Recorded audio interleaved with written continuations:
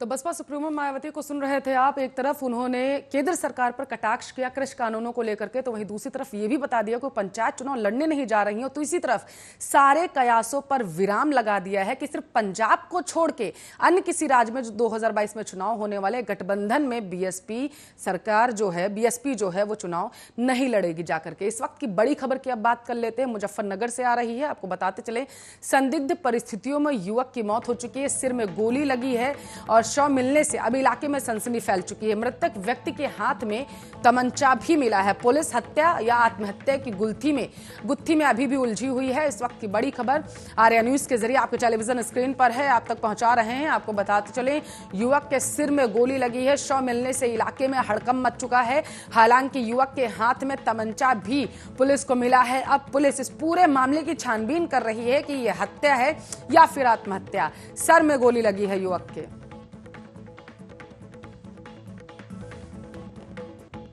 चलिए खबरों की तरफ रुख करते हैं। अगर आपका बच्चा भी घर पर ऑनलाइन गेम खेलता है तो आपको बेहद सतर्क रहने की जरूरत है। पिछले दिनों से ऑनलाइन गेमिंग के चलते बैंक अकाउंट से पैसे साफ होने की खबरें लगातार सामने आ रही थी। ऐसा ही एक और मामला छत्तीसगढ़ के कांकेर से सामने आया है, जहां एक महिला के बैंक अकाउंट से ऑनलाइन गेमिंग के चक्कर में करीब 3.25 लाख रुपए काट लिए गए। ये रुपए महिला के 12 साल के बेटे ने गेम में अपडेट्स के साथ खरीदे गए हथियारों को लेने में खर्च कर दिए। दरअसल कांकेर में एक महिला जब पैसे निकालने एटीएम पहुंची तो उसे पता चला कि उसके अकाउंट में सिर्फ 9 रुपए बचे हैं, जिसके बाद महिला के होश उड़ गए। बाद में महिला ने पुलिस में शिकायत दर्ज करवाई कि उसके साथ ऑनलाइन फ्रॉड हुआ है। हालांकि महिला ने यह भी बताया कि अकाउंट से पैसे काटने का ना तो उसके पास किसी तरीके का मैसेज आया और ना ही किसी तरीके का कोई ओटीपी आया, जिसके बाद पुलिस समेत बैंक कर्मी भी हैरान रह गए कि बिना किसी ओटीपी के रुपए कैसे आखिर विड्रॉल किए जा सकते हैं। इसके बाद जांच में पता चला है कि 8 मार्च से 10 जून के बीच महिला के खाते से 278 बार ट्रांजैक्शन कर 3,22,000 रुपए निकाल लिए गए। जांच में इस बात का भी खुलासा हुआ है कि गेम खेलने और गेम के लेवल को अपग्रेड करने के चलते ये पैसे अकाउंट से काटे गए। महिला के 12 साल के बेटे से जब पूछा गया तो उसने बताया कि उसे ऑनलाइन गेम फ्री फायर की लत लग गई थी। गेम में पूरी तरीके से वो दीवाना होने के बाद गेम के हथियार खरीदने का मन बना चुका था और मां के मोबाइल नंबर को बैंक अकाउंट से लिंक करके ट्रांजैक्शन करने लगा था। तो आपको बताते चलिए, ये जो हम आपको खबर बता रहे थे ये थी कि किस तरीके से ऑनलाइन गेमिंग के चक्कर में लगातार ऐसी खबरें आती रहती हैं कि ऑनलाइन फ्रॉड हो जाता है लोगों के साथ में। और ऐसी ही एक खबर हम आपको बता रहे थे और आपको बताते चले, लगातार ऐसी खबरें आती रहती हैं कि ऑनलाइन गेमिंग के चक्कर में लोगों के साथ फ्रॉड हो जाता है।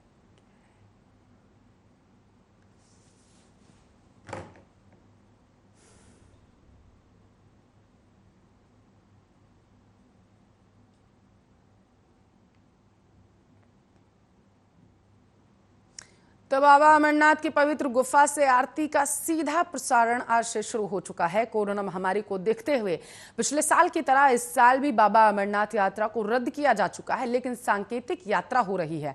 यात्रा शुरू होने के पहले दिन आज पवित्र गुफा में उपराज्यपाल मनोज सिन्हा और श्राइन बोर्ड के अधिकारी पूजा अर्चना करेंगे। प्रशासन और पुलिस के अधिकारी बालटाल रूट से पवित्र गुफा पहुंचेंगे।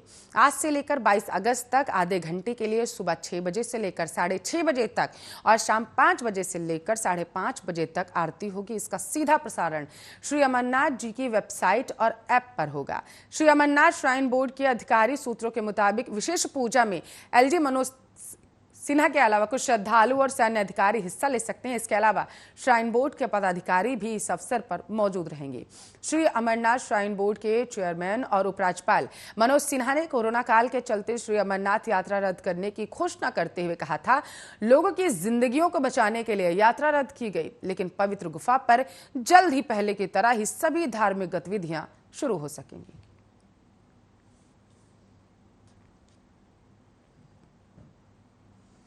तो दुनिया भर में कोरोना का कहर अब भी जारी है। दुनिया के कई देशों में कोरोना के मामले एक बार फिर से बढ़ने शुरू हो चुके हैं। नेपाल में जून के महीने की शुरुआत में कम से कम 59 संक्रमित लोग माउंट एवरेस्ट पर पहुंचे थे, जिसमें से शिखर पर पहुंचने वाले 5 लोग भी शामिल हैं। पर्वतारोहियों के इंटरव्यू और पर्वतारोहण कंपनियों के जरिए ये बात सामने आई। हालांकि नेपाल सरकार इससे इनकार कर रही है। सरकार का कहना है कि एवरेस्ट पर कोरोना का कभी कोई मामला सामने ही नहीं आया। नेपाल के पर्यटन अधिकारी ने एवरेस्ट पर पर्वतारोहियों के कोरोना पॉजिटिव मिलने की खबर को निराधार बताया। उन्होंने कहा है कि वहां निमोनिया का एक मरीज था जो इलाज के बाद ठीक हो गया। उन्होंने कहा कि पहाड़ के शुष्क हवा में खांसी कोई नई बात नहीं। बता दें, इस साल अप्रैल में जब पर्वतारोही माउंट एवरेस्ट के बेस कैंप पर ऊंचाई वाले स्थानों के वातावरण के लिए शरीर को ढालने के लिए जुटे थे, तब तगम्बू शेरपा सर्दी और बुखार से वे पीड़ित हो गए थे।